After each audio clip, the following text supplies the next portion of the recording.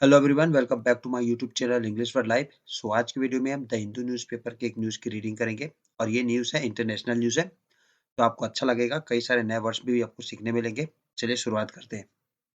तो न्यूज़ की हेडलाइन है, ट्रम्प टेल्स पुतिन।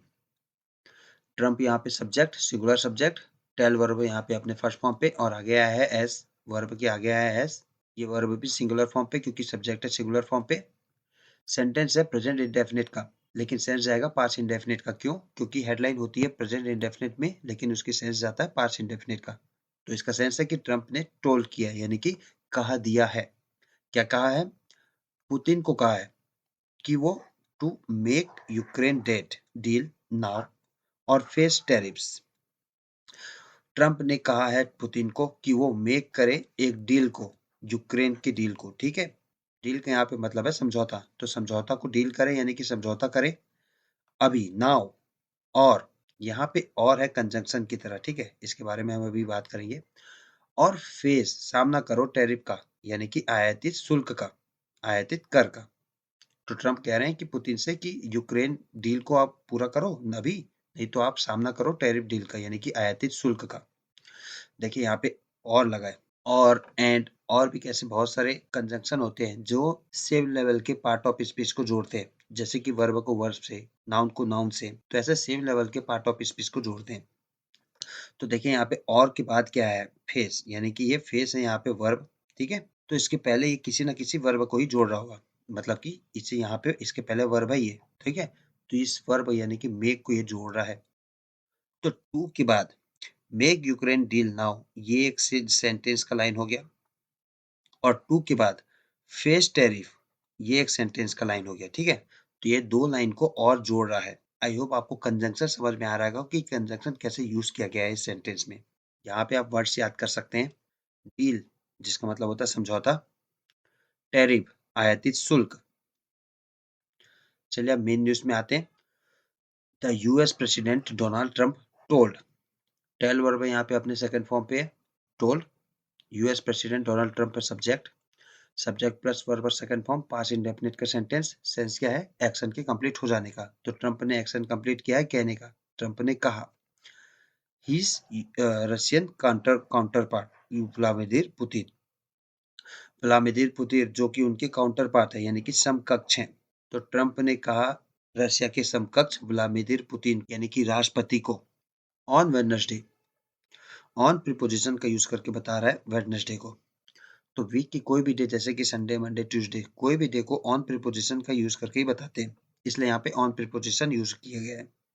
तो ट्रंप ने कहा रशिया प्रेसिडेंट को, जो कि जिनका नाम है व्लादिमीर पुतिन, वेडनेसडे को, बुधवार को, टू मेक, बनाओ, अ डील, एक डील करो यानी कि समझौता करो, to end the grinding Ukraine war now. Grinding का यहाँ पे मतलब है चलता हुआ। ठीक है, कोई बुरी चीज चलती हुई रहती है तो उसे ग्राइंडिंग का यूज करके बताते हैं। तो ग्राइंडिंग वार यानी कि चलता हुआ वार को अभी इंड करो समझौता करके, और face tariff hikes and more sanctions. देखिए मैंने और का कंजंक्शन का यूज बता दिया है कि और का यूज हम कैसे करते हैं यहाँ पे। तो और को किससे जोड़ रहा है? यहाँ मेक से इस लाइन तक, फिर और यहाँ से इस लाइन से इस लाइन तक, ये दो सेंटेंस को और जोड़ रहा है, क्योंकि फेस वर्ब और मेक यहाँ पे वर्ब है, वर्ब को वर्ब से जोड़ रहा है ये कंजंक्शन। और ठीक है, तो ये लाइन यानी कि वेडनेसडे को उन्होंने कहा कि बनाओ एक डील, समझौता करो कि समाप्त हो सके ग्राइंडिंग वार यानी कि चलता हुआ वार अभी, नहीं तो आप फेस करेंगे यानी कि फेस करो, सामना करो टैरिफ का, आयातित शुल्क का, हाइक्स यानी कि वृद्धि, बढ़े हुए आयातित शुल्क का, हाइक का यहाँ पे मतलब है बढ़े हुए, और मोर सैंक्शंस यानी कि पाबंदी, और अधिक पाबंदी का सामना करो, और अधिक आयातित शुल्क का सामना करो अगर आप डील नहीं करते हो तो। यहाँ पे आप वर्ड्स याद कर सकते हैं, काउंटर पार्ट जिसका मतलब होता है समकक्ष, ग्राइंडिंग का यूज करते हैं जब कोई बुरी स्थिति चलते आ रही है और जो जो बेहतर नहीं हो पा रही है। टैरिफ का मतलब होता है आयातित शुल्क, हाइक्स का मतलब होता है बढ़ोतरी, वृद्धि, सैंक्शंस इसका मतलब होता है पाबंदियां या प्रतिबंध। आगे बढ़ते हैं। इफ, इफ किया गया है double inverted comma, direct speech में बातें हैं। किसकी बातें डायरेक्ट स्पीच में? चलिए आगे देखते हैं। If you don't make a deal, अगर हम एक मेक यानी कि डील नहीं करते हैं, समझौता नहीं करते हैं, एंड सून और जल्द ही, I have no other choice but to put high level of taxes, tariffs and sanctions. अगर हम समझौता नहीं करते हैं, सून जल्दी, आई हैव नो चॉइसेस मेरे पास कोई भी अन्य विकल्प नहीं है, एक्सेप्ट, बट का यहाँ पे यूज किया गया एक्सेप्ट बताने के लिए, बट यहाँ पे प्रीपोजिशन की तरह यूज किया गया, ठीक है। एक्सेप्ट जिसका मतलब होता है के अलावा, तो मेरे पास कोई विकल्प नहीं है अलावा, किसके अलावा, to put high level, put के यहाँ पे मतलब है लगाना, क्या लगाना, उच्च स्तरीय टैक्सेस लगाना, उच्च स्तरीय कर लगाना, टैरिफ लगाना और प्रतिबंध या पाबंदी लगाना, किस पर, ऑन एनीथिंग, उन सभी कोई भी चीज पर जिसे सोल्ड किया जा रहा है, यानी कि बिक्री किया जा रहा है रसिया द्वारा, रूस के द्वारा जो भी चीज बिक्री किया जा रहा है टू यूनाइटेड स्टेट को, अमेरिका को जो भी रसिया बेच रहा है, उन सब पर उच्च स्तरीय टैक्स, आयातित शुल्क और प्रतिबंध लगाने के अलावा मेरे पास कोई चॉइस नहीं है, यानी कि कोई विकल्प नहीं है अगर हम डील पे नहीं पहुंचते, यानी कि समझौता नहीं करते हैं जल्द ही। And various other participating countries, और तो रसिया किसे किन्हें माल बेच रहा है, यूनाइटेड स्टेट्स को जो माल बेच रहा है और विभिन्न अदर भागीदार देशों को जो माल बेच रहा है उस पर टैरिफ लगाने की बात कर रहे हैं कौन, mister Trump, said on his truth social network, तो सोशल नेटवर्क ट्रूथ से ये बातें बोल रहे हैं, और यहाँ पे double inverted comma close, Trump की बातें यहाँ तक डायरेक्ट स्पीच में थी। यहाँ पे आप वर्ड्स याद कर सकते हैं, तो इस पैराग्राफ में सभी वर्ड्स कॉमन है। चलिए नेक्स्ट पैराग्राफ में चलते हैं।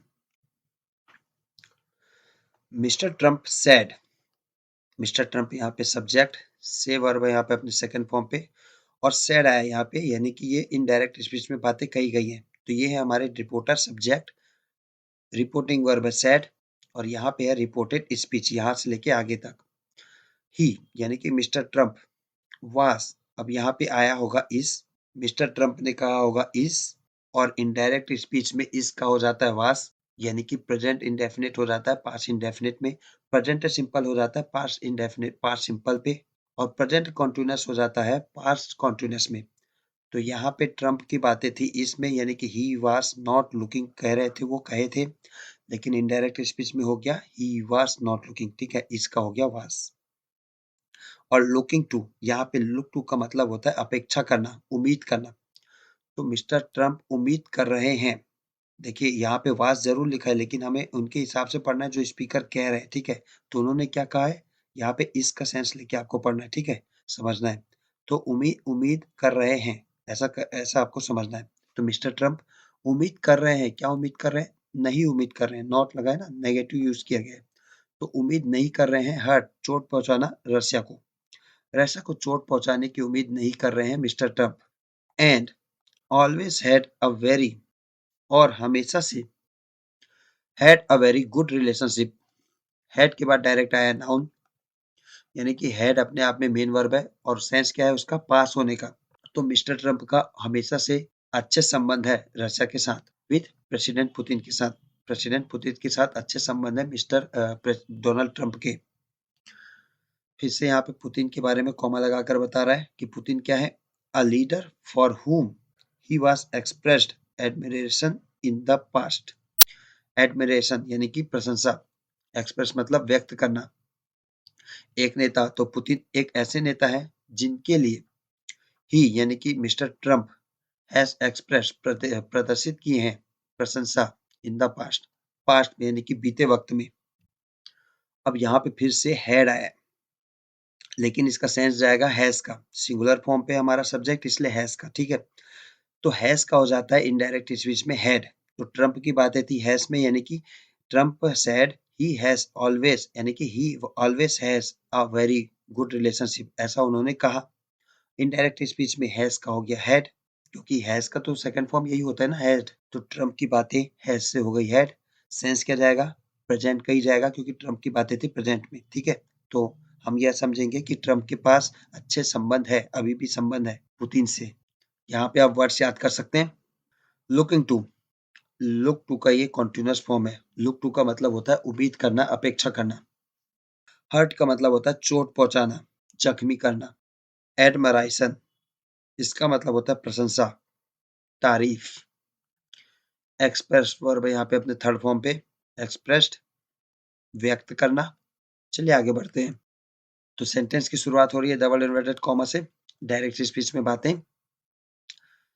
ऑल ऑफ दैट, यह सभी, बीइंग सेड, तो बीइंग के पहले हेल्पिंग वर्ब आता है, यहाँ पे उड़ा दिया गया है, लेकिन इसका सेंस है आर का, ठीक है, क्योंकि ट्रंप के पहले की बातें भी हम देख लिए, वो प्रेजेंट में बातें बोल रहे हैं, इसलिए हम यहाँ पे आर सेंस करेंगे। तो all of that are being said, और बीइंग सेड, तो बीइंग के बाद वर्ब थर्ड फॉर्म, यानी कि ये प्रेजेंट कॉन्टिन्यूअस का पैसिव फॉर्म है। सेंस क्या है? किया जा रहा होने का। तो क्या किया जा रहा है? कहा नहीं, कहने की बात की जा रही है। क्या? ऑल ऑफ दैट, यानी कि यह सब कहा जा रहा है। I am going to do Russia, going to का मतलब होता है करने वाला हूं, मैं करने वाला हूं क्या? काम। अब यहाँ पे डू आया है, डू का बहुत सारे कंटेक्स्ट में यूज करते हैं, तो यहाँ पे देखना पड़ेगा डू के बाद क्या आ रहा है, उस हिसाब से इसका कंटेक्स्ट समझ में आएगा।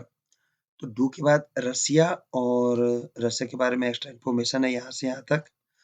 तो रसिया फिर और प्रेसिडेंट पुतिन, तो मैं करने जा रहा हूँ रसिया और प्रेसिडेंट पुतिन, क्या करने जा रहा हूँ? अ वेरी बिग फेवर, यानी कि एहसान करने जा रहा हूँ, बहुत बड़ा। तो कह रहे हैं कि मैं बहुत बड़ा एहसान करने जा रहा हूँ रसिया और प्रेसिडेंट पुतिन पर, ऐसा लोग बातें बता रहे हैं, ऐसा कहा जा रहा है।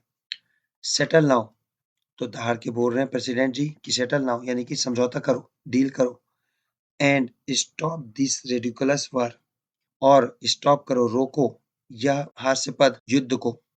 It is only going to get worse, worse का मतलब है बदतर, गेट मतलब यहाँ पे होना, गोइंग टू का यहाँ पे मतलब है करने वाला, तो ये करने वाला है मतलब बदतर होने वाला है, यानी कि यह केवल बदतर होने वाला है। क्या? ये वार, यूक्रेन वार। यहाँ पे आप वर्ड से याद कर सकते हैं।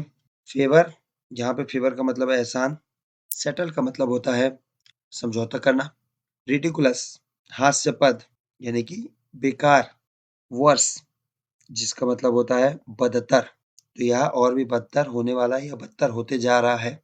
तो फ्रेंड्स यहाँ पे हमारा रीडिंग समाप्त होता है। वीडियो पसंद आए तो वीडियो को लाइक करके शेयर जरूर कर दीजिए, और अभी तक आपने हमारे चैनल को सब्सक्राइब नहीं किया है तो चैनल को जल्दी से जल्दी जाके सब्सक्राइब कीजिए। मिलते हैं आपसे एक नए वीडियो में, तब तक के लिए बाय, जय हिंद।